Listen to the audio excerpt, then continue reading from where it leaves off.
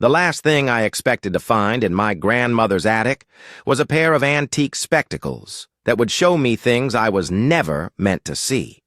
It started innocently enough. After Grandma Rose passed away last month, my family gathered to sort through her belongings.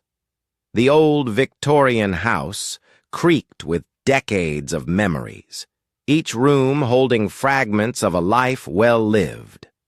I volunteered to tackle the dusty attic, partly to escape my relatives' endless bickering about who gets what.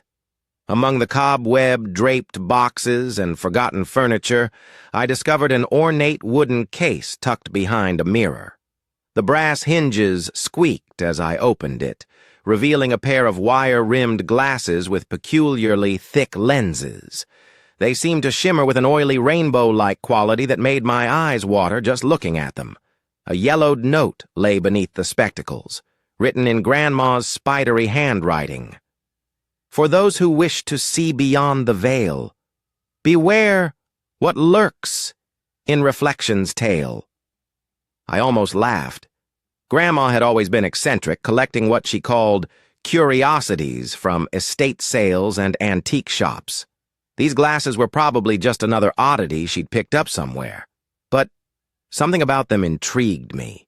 The craftsmanship was exquisite, unlike anything I'd seen before. Without thinking, I slipped them on. The world immediately sharpened into impossible clarity. Every dust mote floating in the afternoon sunlight became visible. Every crack in the wooden floorboards stood out in perfect detail. I could see things with such precision, it was almost overwhelming. Then I caught my reflection in the old mirror beside me, and my blood turned to ice. Standing behind my reflection was a tall, gaunt figure in a tattered black coat. Its face was a void of shadow beneath a wide-brimmed hat, and its impossibly long fingers reached toward my reflected shoulder. But when I spun around, nothing was there. Just empty attic space and dancing dust. I yanked the glasses off, heart hammering against my ribs. My reflection in the mirror showed only me, pale and shaken, but alone. I told myself it was just a trick of the light, maybe some optical illusion caused by the unusual lenses. But I kept the glasses. That night, curiosity got the better of me. In the safety of my apartment, I put them on again and looked into my bathroom mirror. At first, everything appeared normal. Then, slowly, shapes began to materialize in the reflection behind me. Shadowy figures that moved independently of any light source, their forms shifting and undulating like smoke-given substance. One turned toward me, and I saw its face, or rather the absence of one. Where features should have been, there was only a swirling darkness that seemed to pull at my vision, threatening to draw me in. I stumbled backward, knocking over my toothbrush holder, the clatter echoing through the small space. When I looked again, they were gone. Over the following days, I became obsessed with the glasses. Every reflective surface became a window into something else, something that existed parallel to our world, but remained hidden from normal sight. The entities I saw varied wildly. Some appeared almost human but moved with unnatural, jerky motions. Others defied description entirely, masses of writhing shadow or geometric impossibilities that hurt to look at directly. They seemed drawn to mirrors, windows, even the surface of water. I watched them gather around reflective surfaces like moths to flame, pressing their forms against the barrier that separated their realm from ours. Most disturbing of all, they appeared to be watching us, studying our every move with an intelligence that felt ancient and malevolent. I tried to research the glasses, scouring the internet for any mention of similar artifacts. What I found chilled me to the bone. References to spectacles of the second sight appeared in obscure occult texts dating back centuries. According to these sources, such devices were created by practitioners of dark arts who sought to peer beyond the veil of reality. One account, written by a Victorian-era paranormal investigator, described the glasses as windows to the shadow realm, where dwells that which feeds upon mortal fear and despair.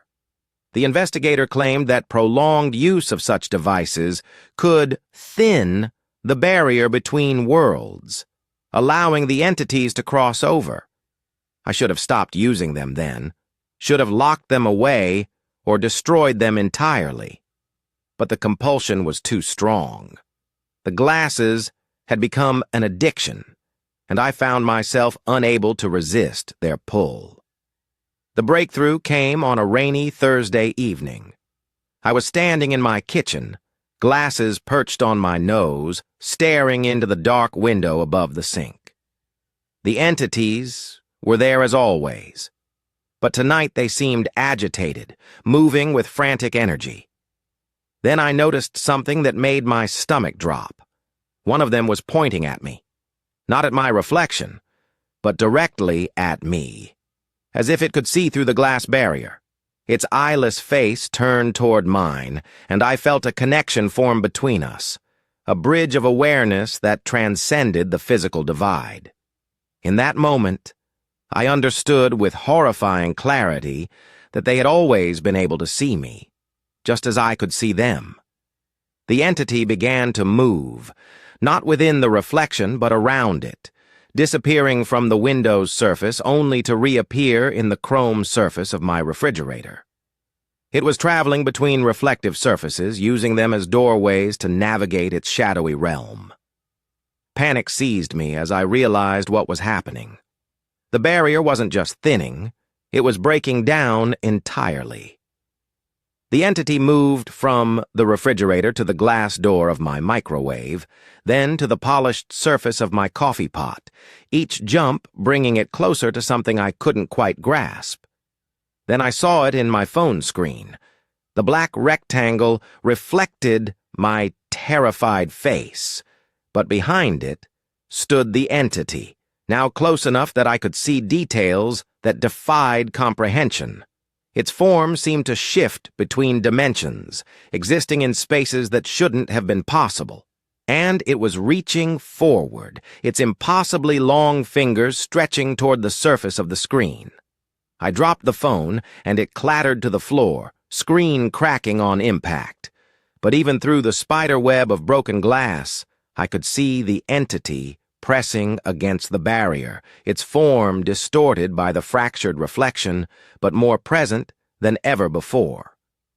That's when I understood the terrible truth. The glasses didn't just show me the entities. They showed me to them. Every time I looked through those cursed lenses, I was broadcasting my location, my vulnerability, my very existence to things that existed in the spaces between reflections. I had been marking myself, painting a target that grew brighter with each use. And now, they were coming through. I ripped the glasses from my face and threw them across the room, but the damage was done. Even without them, I could sense movement in every reflective surface around me. The entities had found their way to my world, and they were hungry.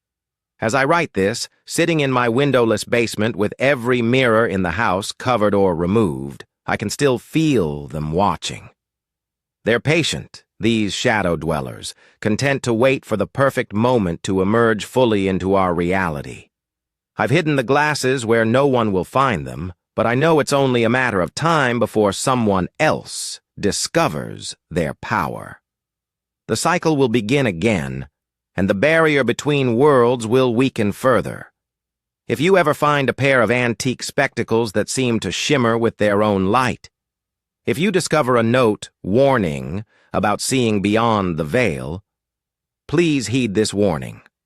Some doors should never be opened, and some sights should never be seen.